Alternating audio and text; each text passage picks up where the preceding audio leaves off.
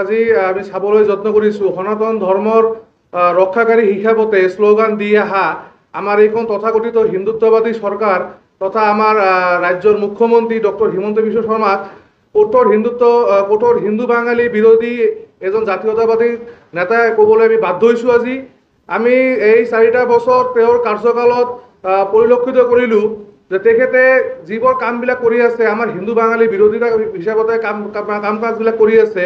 আজি কা দি হিন্দু বাঙালীসকলক নাগৰিকত্ব দিয়াৰ নামত যি প্ৰবঞ্চনা কৰিলে আমাৰ হিন্দু বাঙালীসকলৰ লগত প্ৰতিখন জাতি জনগোষ্ঠী নামত শত্ৰুতাৰ ভাৱ আনি দিলে, যাৰ কাৰণে আজি হিন্দু বাঙালীসকলে সন্দেহৰ নজৰত চাই আছে অসমৰ বিভিন্ন জাতি জনগোষ্ঠীয়ে। য'ত নেকি অসমত 5খন বাঙালী পৰিয়ালে এতিয়ালৈকে মানে কা এপ্লাই কৰিছে বুলি আমি জানিবলৈ সক্ষম হৈছোঁ। মাননীয় হিমন্ত বিশ্ব শৰ্মা অসমৰ মুখ্যমন্ত্ৰী যোৱা জন্মদিনত তেখেতে ফেচবুক লাইভ এটা কৰিছিলে, য'ত আমি চালোঁ যে মাটি বাৰী কামৰ নামত এতিয়াৰ পৰা মানে বেলেগ বেলেগ জাতি জনগোষ্ঠীৰ নাম তেখেতে মুখত লৈছে, কিন্তু বাঙালীৰ নামটো মুখত লোৱা নাই। তো আমি কি ভাবিম এতে যে বাঙালীসকল তাৰমানে এতিয়াৰ পৰা বুজিবলৈ পাম আমি যে মাটি বাৰীৰ পৰা বাঙালীসকলে বঞ্চিত থাকিব, যিটো বহুত দুৰ্ভাগ্যজনক কথা যে মাটি বাৰী এতিয়া আমি যিটো চিৰাং জিলাত আজি আহি বহি আছোঁ, চিৰাং জিলাৰ বিভিন্ন প্ৰান্তত যিবিলাক মাটিৰ খাজনা লৈ আছিল ইমান দিনৰ পৰা এই খাজনাবিলাক লোৱা বন্ধ হৈ আছে। বিভিন্ন মানুহে এইটো কাৰণে ভুক্তভোগী হৈ আছে। যোৱা কেবিনেটত বাঙালীসকলৰ ডেড বডিৰ কফিনৰ ওপৰত তেখেতে এটা গজাল মাৰি দিলে। গজালটো এনেকৈ মাৰিলে যে 28,000 ৰাজবংশী ভাইসকলৰ যিটো ডি ভোটাৰৰ নামত সমস্যা আছিলে, ডি ভোটাৰৰ অপমানত ভুগি আছিলে, এইটো আমাৰ CM ছাৰৰ মুখৰ কথা। এই সমস্যাটো সমাধান কৰিলে, এইটোৰ কাৰণে আমি নথৈ আনন্দিত হৈছোঁ। কিন্তু মোৰ প্ৰশ্নটো হ'ল যে আমাৰ যিবোৰ হিন্দু বাঙালী আজি অসমত যিটো চৰকাৰ আমাৰ যিটো হিমন্ত বিশ্ব শৰ্মা BJP চৰকাৰ এতিয়া চলি আছে, য'ত নেকি 95% 90 পৰা 95% হিন্দু বাঙালীৰ ভোট তাতে দি তেখেতে চৰকাৰৰ গাদীত বহি আছে। এই হিন্দু বাঙালীৰ কথা কিন্তু তাৰ মুখত অহা নাই। আজি কেইবাদিন আগতে আমি চালোঁ আমাৰ গোৰ্খা ভাইসকলক ডি ভোটৰ সমস্যাৰ পৰা সমাধান কৰিলে, এনেকুৱাকৈ গৰিয়ামৰীয়া খিলঞ্জীয়া স্বীকৃতি প্ৰদান কৰিলে। আমি এই ধৰণৰ মানে ডিচিশ্যনত আমি ধন্যবাদ জনাইছোঁ। কিন্তু আমাৰ কথাটো হ'ল আমি হিন্দু বাঙালী কি মানে দোষ কৰিলোঁ, এইটো আমাৰ মুখ্যমন্ত্ৰী মহোদয়ৰ হাতত প্ৰশ্ন যে আমাৰ হিন্দু বাঙালীৰ দোষটো ক'ত। তাৰপিছত আজি আমি য'ত বহি প্ৰেছ মিট কৰি আছোঁ বিজনী, চিৰাং জিলাৰ অন্যতম এখন ঠাই বিজনী। আজি বিজনী চহৰত বা বিজনী সমষ্টিত এটা সময়ত বাঙালী মেজৰিটি এটা সমষ্টি আছিলে, আপোনালোকে সকলোৱে জ্ঞাত। কিন্তু কিছুদিন আগত আমি চাবলৈ পালোঁ যে এই সমষ্টিৰ পৰা 10ৰ পৰা 12,000 বেংগলী ভোট কাটি এই মেজৰিটি থকা চিটখন আমাৰ 3য় শ্ৰেণীত আমাৰ আনি পেলালে আমাৰ ডক্টৰ হিমন্ত বিশ্ব শৰ্মা মহাশয়।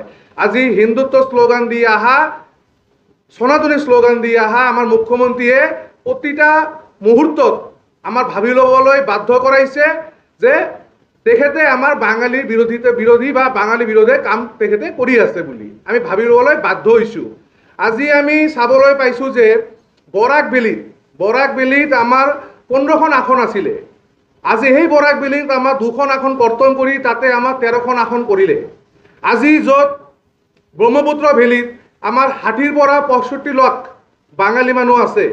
আজি আপোনালোকে সকলোৱে জ্ঞাত যে ইতিহাসত প্ৰথম এনেকুৱা হৈছে যে য'ত ইমান ভোটাৰ থকা সত্ত্বেও আজি আমাৰ ইয়াতে কোনো মিনিষ্টাৰ বা MP নাই।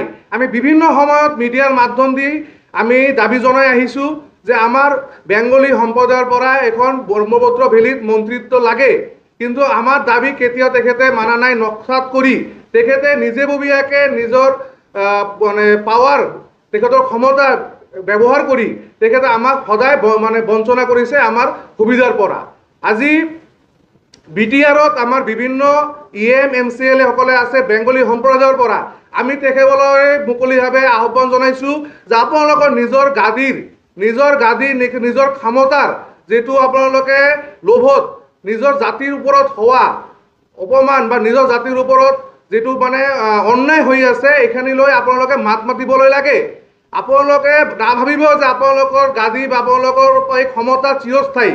আপোনালোকলৈ আমি BTR বাঙালী ফেডাৰেশ্যনে আহ্বান জনাইছোঁ, আপোনালোকে নিজৰ জাগাত নিজৰ ক্ষমতা ব্যৱহাৰ কৰি নিজৰ জাতিৰ কাৰণে মাত মাতক।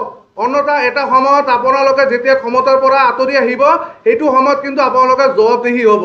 তো আজি আমি যিমানখিনি আমি জানো যে অসমত এতিয়া 1,97,000 ডি ভোটাৰ এতিয়ালৈকেও আছে, য'ত 50% আমাৰ হিন্দু বেংগলী।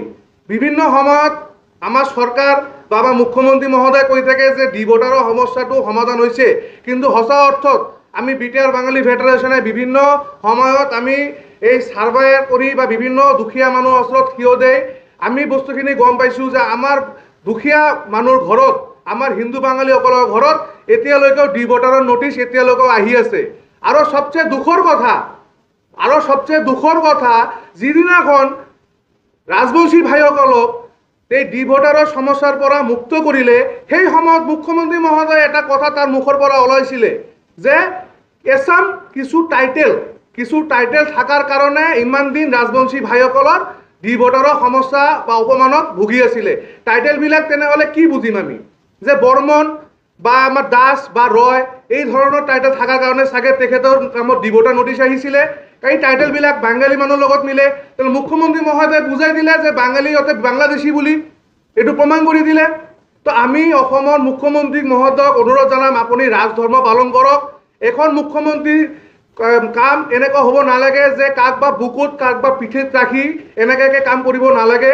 আপোনালোকে যেনেকৈ হিন্দু বাঙালী বা সনাতনীৰ শ্লোগান দি গভৰ্ণমেণ্ট বা চৰকাৰখনে আপোনালোকে চলাই আছে, এইটো নাভাবিব। আজি বাঙালীৰ মুখ্য ভূমিকা আছে এই BJP চৰকাৰৰ গঠনত। আজি আপোনালোকে যাক হৰণ কৰি যিকোনো ধৰণৰ আপোনালোকে প্ৰগ্ৰামবিলাক চলাই আছে, সেইখন এজন বাঙালী মানুহে হয়। আজি বাঙালী অবিহনে কেতিয়া হিন্দু হ'ব নোৱাৰে। তো আপোনালোকক আমি আহ্বান জনাম, অহা 2026ত আমাৰ যিটো নিৰ্বাচন আহি আছে অসম বিধানসভাত, এই 26ৰ আগত যদি আমাৰ যিবিলাক সমস্যাবিলাক আছে, জ্বলন্ত সমস্যাবিলাক যদি সমাধান নকৰে, তেনেহ'লে আমি গাঁৱে ভূঞে নিজে আমাৰ ফেডাৰেশ্যনৰ কৰ্মীয়ে সোমাই বিভিন্ন জেগাত আমি BJPক যাতে আমাৰ মানুহে যাতে ভোট নিদিয়ে, এইটো আমি আহ্বান জনাম। আৰু তেখেতে যিটো ভাবি লৈছে যে অৰুণোদয় বা কিবা কিবি আঁচনি দি বাঙালী মানুহ কিনি লৈ আছে, এইটো ভাবিব নালাগে। আমাৰ বাঙালী মানুহ এনেকৈ বিকাও নহয় বা এনেকুৱা ভাবিব নালাগে যে অৰুণোদয় দি বা অৰুণোদয় খালি মাত্ৰ এইটো নহয় যে খালি বাঙালীকে দিছে, প্ৰতিটা জাতি জনগোষ্ঠী অৰুণোদয় সুবিধা পাই আছে। আমাৰ প্ৰশ্নটো হ'ল, আমি মুখ্যমন্ত্ৰী মহোদয় আমি মুকলিভাৱে প্ৰশ্ন জনাবলৈ বিচাৰিছোঁ, আপুনি বাঙালীৰ কাৰণে কি চিন্তা কৰিলে, বাঙালীৰ কাৰণে আপুনি কি কৰিছে, এইখিনি এটা প্ৰেছ বিবৃতি দি আপুনি এটা দিন কৈ দিয়ক। অন্যথা আমি 26ত আমি নিজাববীয়াকৈ ওলাই আহিম, ওলাই প্ৰতিখন গাঁৱে সোমাই আপোনালোকৰ BJPক কেনেকৈ ভোট পাইটো চাম। আৰু আমি এতিয়াৰ পৰা 15 দিন 1 মাহ মূৰে মূৰে বিভিন্ন আমাৰ যিটো এজেণ্ডা আমাৰ বাঙালীবিলাক যিটোৰ পৰা বঞ্চিত হৈ আছে, এই তথ্য সহকাৰে এইবিলাক লৈ আমি বিভিন্ন BTR বিভিন্ন প্ৰান্তত আমি প্ৰেছ মিট কৰিম।